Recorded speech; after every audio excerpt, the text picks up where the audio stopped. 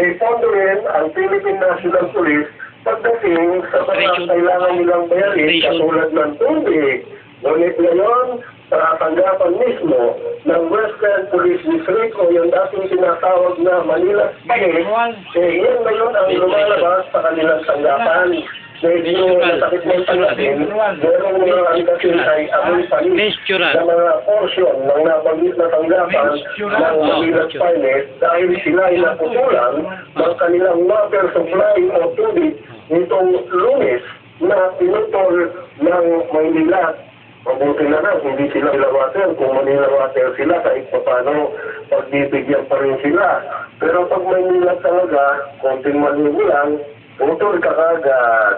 Pagdating sa water interruption, basta na lang mawawala, wala man lang pasabi.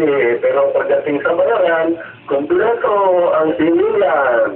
Yan ang tanong na natin mga kababayan, sino kaya na magmamaniobra sa mga nabanggit na pondo para sa mga Board of Election Inspector na mga teacher na gumanap ng kanilang tungkulin ng nagdaang halalan, yung pondo ng Manila Police District o Manila INS o dating Western Police District na pondo rin ang pagbabayad ng tubig.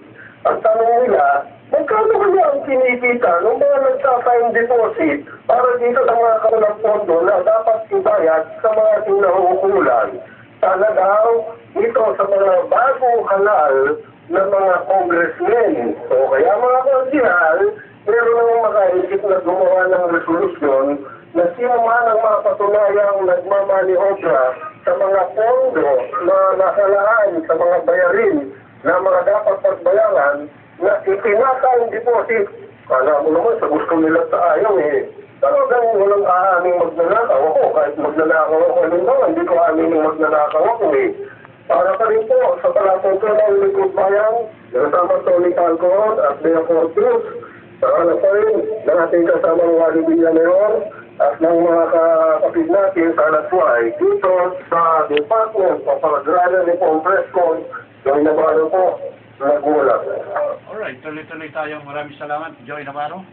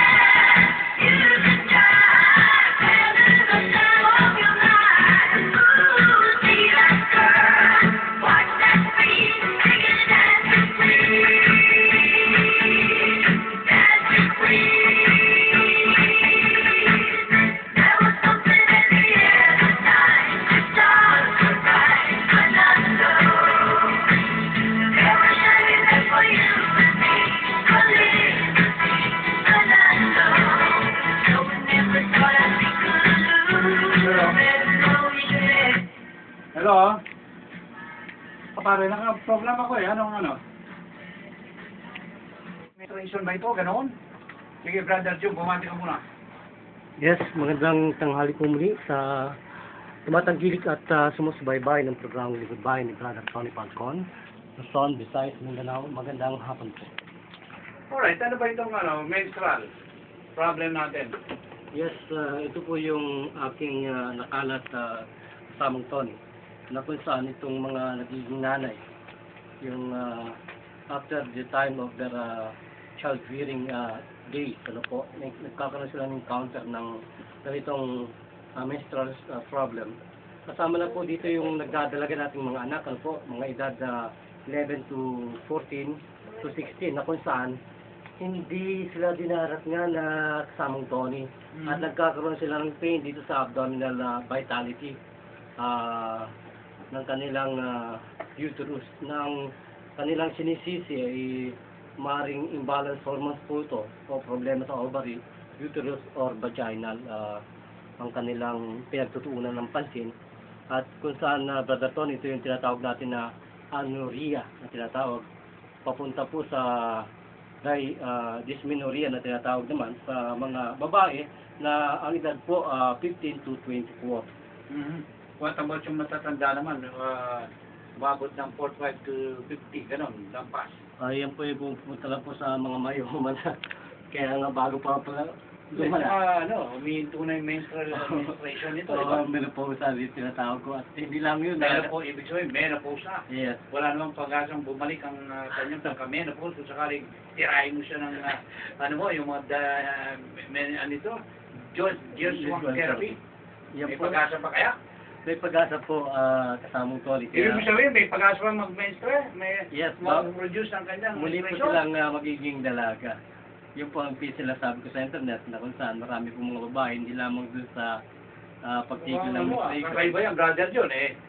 Maraming mga tumanda na, ika nga po, talagang wala ng pag-asa, di ba? Menopause ka ngayon, bibigyan mo ng pag-asa naman na magkaroon ng panibagong mga anak, ganon.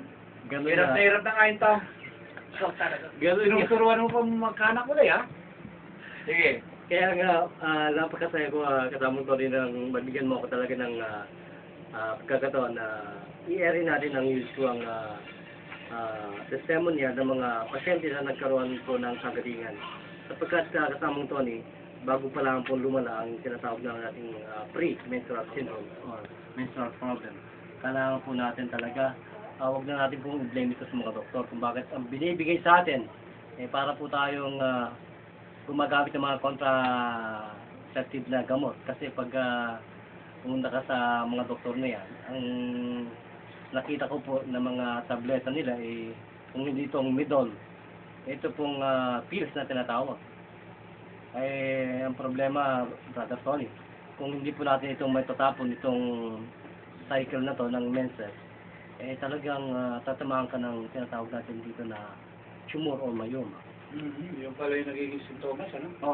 Ang length po lamang mga kabayan ng inyong i-enjoy sa inyong pagkadalaga, siguro po, mga age of 45, pwede na kayong mawala sa mundo pag hindi po kayo nagapan ng usual therapy. Alright, sandali lang mga brother John, spot report ito, ano? Galing sa, yung sa binabagit natin, nagkaroon ng barilan. Alright! Narito si Clement Andrade sa line 2. Clement, go ahead! Clement! Clement Andrade! Ano ba yan? Hindi ka makapasok. Jesus Maria Joseph. Clement Andrade. Ano ba yan? Okay, sandali lang tayo. Meron tumatawag eh. Hello? Hello? Oh! Bakit di ka magpasok? Tumawag ka sa cellphone, sa landline. Hindi pipili ito, ha? Hindi pipili ito. Hindi ka marinig dito. Kaya nga, itawag mo yung cellphone mo dito sa landline, pwede. Ganun din naman ang konsumo niyan eh. Itawag mo, tinawag mo nga sa akin eh. Di ba? 15 anyos, nagsisimula ba ang menstrual? Ganoon? Menstruation na isang babae? Ganoon? Sige, sagot ka. Yes, kasama ng Tony, nagsisimula po yan, age of 11. Sa lahat po ng mga kababayan, ng mga babae. Ano, 11 ba o? 11 po to... Magsisimula na menstruation ng isang babae? Ganoon? Yes. Ito po ganun yung pala yun. kalimitan po. Period of normal beginning between the age of 11 to 14. Although, paano kung, di ba, hindi, meron akong nakita mga bata, nagsimula sila 15, 16, magkaroon ng mens. Okay, pwede rin na Brother Tony. Delay lang, parang gano'n. Opo. Pero yung iba po, kahit 16 na o 25, wala pa rin. Pero hindi ba nakakasakit yung mga batang gano'n, na ika nga, delay naman, 3 years, 4 years, na-expect nila. Yan po, marami pong mga common emotional symptoms, physical symptoms, na pwede nilang maranasan. Yung po, unang-una dito, yung low of confidence. Kasi yung kanilang build-up na kanilang physical maturation po, yung pagiging dalaga, Yung kanilang, yung press announcement yan, nawawala eh. Parang lalaki ang dating, no? Macho. At saka yung appetite po nila, yung minsan nagkakaroon sila ng overeating. At saka po, yung tension, mga babayan sa anxiety, kasama rin po yan. At saka yung tinatawag natin mga Meron po. confusion, Hindi pa rin difficulties of mag-report. concentrating. Mga pangalan. Opo. Sir, nandun pa po. Lalaki Briefing pa po naman. talagang mararamdaman po ng isang babae o nagdadalaga mga babayan.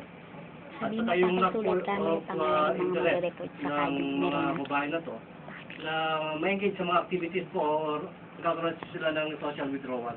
Gano'n. So, kasama to mga hopeless ito at saka talagang lack of control. Kaya napakaraming mangyayari po. Unang-una pa sa physical symptoms sila yung kanilang maduming skin. Napakadumi, Brother Tony. May mga allergies sila sa yung mga breast tenderness. Yun ang Lumalabas sa katawan. Gano'n. kaya nga, baka po kayo matulog kayo dun sa sikat na artista sa US na talupan ng doktor ninyo ang inyong breast at hiwain. Yung po mga breast tenderness na po yan. So, May bukal kayo kasama to. katulad mo ngayon, Joshua therapy. Anong pwede mong ibagi sa kanila na ika mo may mabisang tayo, di ba? Pamamaraan para maibsan ang problemang ito. Yes, bukod po sa usual therapy mga kababayan, kung talagang buong katotohanan sinasalaysay dito sa likod bayan ni Brother Tony Pablo. Dito na ito problema. Kung saan po nagkakaroon kayo dito ng problema dito po sa regular o irregular. Gusto po ninyo maging regular menstrual cycle natin. So dapat po tumawag po kayo sa aming linya mga kababayan. At sana po bawasan ninyo po yung paghigop ng kape, sugar, alcohol. At sa pagkain po ng mga Bakit? Nakaka-apekto ba yan sa menstruation? Gano'n? pag-trigger po yan ng pain kasama ko. Kaya sana po tayo po yung maging aral sa aming philosophy sapagkat napakarami po ng mga kababayan na mamatay between 35 to 45 patay na po yung mga yan sapagkat hindi nagtatapo ng dumi sa kanilang katawan. Napaka-cancerous kasama ko ni. Lumalaki ang tiyan ito eh. Ganun ba? Kung minsan hindi pa lumalaki ang tiyan, mamamayat pa. Alright, babalikan kita, Brother Jun. May pumasok na report. Sandali, no? Very busy tayo ngayon. Narito si Rapi Rico sa kanyang muling pagbabalik. Rapi, please come in!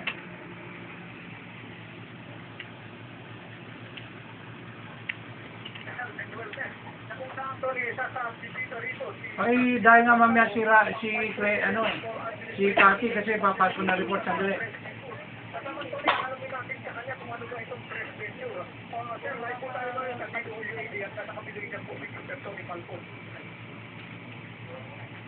Alright, magandang hapon po. Ano po itong ginaganap na press venture dyan?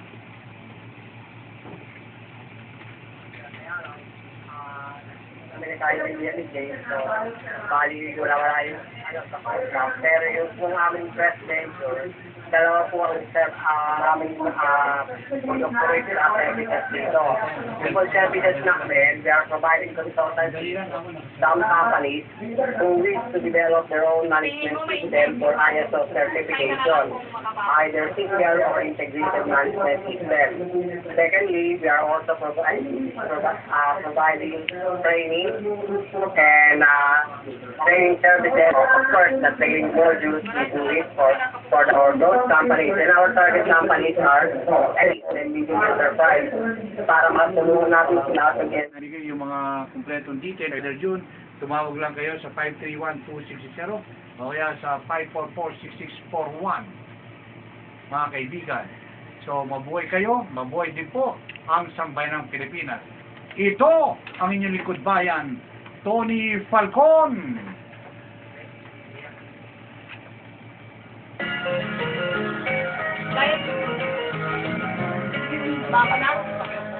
Pagsapit ng alauna, ikaw ay may radyo. Itigil sa DWA sa makatao. Lingkod bayan ito ni Falcon, silip kami sa'yo. Lalo pagdating sa servisyo, showbiz ako. And, Continuous Broadcasting System, WABC, sa inyong mga radyo.